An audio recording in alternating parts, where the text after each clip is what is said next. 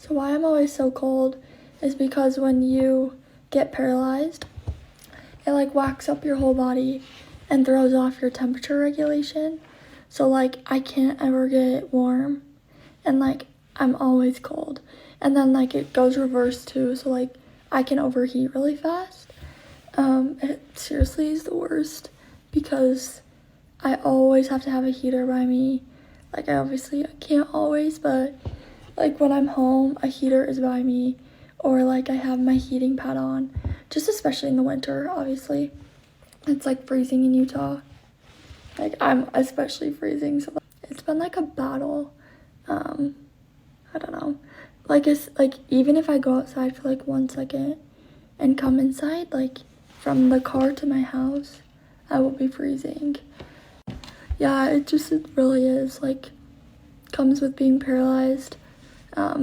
Most everybody that I've met at least like has it, like the temperature regulation issues. But hopefully that answered your question. So I get asked this question a lot, and I never really like made a video kind of explaining what happened to me and how I'm paralyzed now, so I thought that I would make one. I was on a date. I live in Utah, and I was 16. It was the end of my sophomore year in high school, almost 3 years ago, but me and my friends decided to go to the dunes, razoring. So we like took a razor out there, we had a fire and stuff. We got back in the razor and I didn't put my seatbelt on to go back to the car.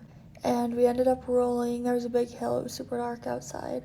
Quite a few times down this hill, and because I didn't have my seatbelt on, I hit my head on the ceiling, which made me break my neck. Fourth bone down from my neck. So I was instantly paralyzed. My body was tingling. I knew like I couldn't move anything. It took them a while to get to me, but luckily we had crashed right next to people that knew what to do. So we waited for the life flight and I got rolled in, and they had told my parents that I had to go into emergency surgery because how bad my break was. They had told my parents I was paralyzed from the neck down and I would most likely never get any movement again. So when I had woken up from surgery, I had no function, a little like turn of my wrist. I like didn't accept that, like nobody does. Like it's really hard when you get paralyzed and you wake up. I've never been used to that. I have always had a healthy body. I've gone to the doctors rarely, and my whole world was kind of flipped upside down. To move to Colorado for rehab for like 4 months, and there I did rehab every single day. When I got there, I was on a feeding tube. My breathing was all messed up because it paralyzes. Most people think it just affects your body, right? Like you can't move, you can't walk. It affects everything, so I couldn't breathe. Luckily, I didn't have to get trached, but a lot of people do. But breathing was still hard. It was not easy for me. I had to get a feeding tube implanted in my stomach, and in the beginning it was through my nose. So I went through all this stuff that I'd never been through before. At that time, I thought, like, I would be able to walk out of there. Like, I don't know, that's where my mindset was. And after a few months, I realized that was not going to be the case.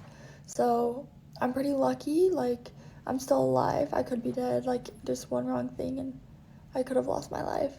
None of it's easy, but I'm so grateful because I get to live life a whole different way. Just be grateful that you're alive.